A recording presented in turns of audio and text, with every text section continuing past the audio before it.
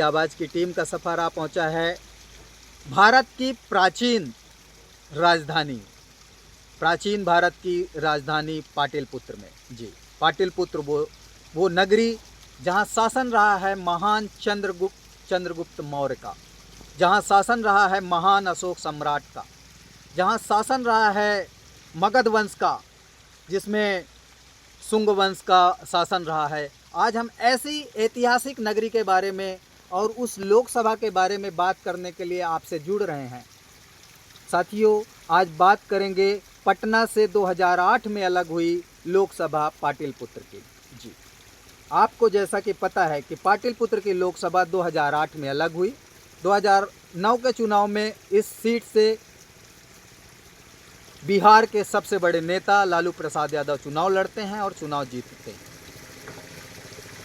आपको पता होगा कि जिस प्रकार से बिहार की राजनीति में राम कृपाल यादव नामक एक किरदार जो लालू प्रसाद यादव के बहुत करीबी रहे और 2010 से 2014 तक उन्होंने वो राज्यसभा सांसद रहे आरजेडी से। इसके बाद वो आरजेडी छोड़ देते हैं 2014 में और वो भारतीय जनता पार्टी में मिल जाते हैं। 2014 में वो लालू प्रसाद यादव की बेटी मीसा यादव को चुनाव हराते हैं। 2019 में भी मीसा यादव को चुनाव हराते हैं, लेकिन 2024 में आते आते समीकरण बदल जाते हैं। राम कृपाल यादव, जो कि एक बड़ा नाम यादव कम्युनिटी का था, वो 2014 में अलग होता है लालू प्रसाद यादव से और वो भारतीय जनता पार्टी के साथ चला जाता है।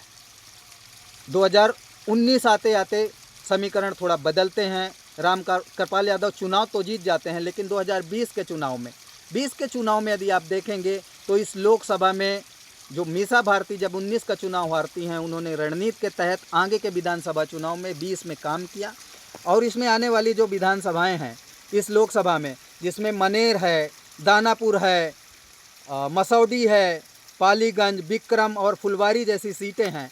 इसमें 3 सीटें मनेर, दानापुर और मसौडी जो कि आरजेडी जीतती है, पालीगंज की सीट भारतीय जनता पार्टी जीतती है, विक्रम की सीट जो है वो कांग्रेस जीतती है और फुलवारी की सीट सीपीआईएम जीतती है। इस काल में भी जबकि 2019 में मोदी मैजिक चल रहा था, राम कृपाल यादव चुनाव जीत जाते हैं, 20 आते आते समीकरण बदल जाते हैं और इसमें से आरजेडी 3 सीटें लेके आती है, 1 सीट कांग्रेस लेके आती है, 1 सीट सीपीआईएम लेके आती है और 1 सीट केवल भाजपा के खाते में जाती है। समीकरण पूरा बदल चुका होता है। तो मीसा भारती का यहाँ उल्लेख करना चाहूँगा कि उनकी जो लड़ाकूपन की जो क्षमता थी 2014 के चुनाव हारने के बाद, 2019 के चुनाव हारने के बाद 2024 में मीसा भारती राम कृपाल यादव को चुनाव हरा देती है। ये यादव वर्सेस यादव की लड़ाई थी और यादव का जो वोट था वो फिर से एक बार लालू प्रसाद यादव के खेमे में जाता हुआ दिख रहा है।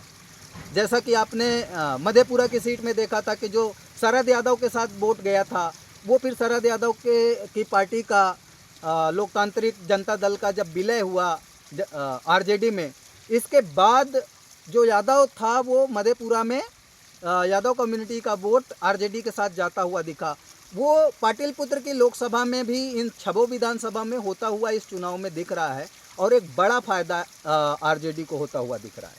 इसी प्रकार से हम लोग अन्य लोकसभाओं की चर्चा करते रहेंगे और बात करते रहेंगे, जुड़ते रहेंगे आपके साथ। तब तक के लिए नमस्कार।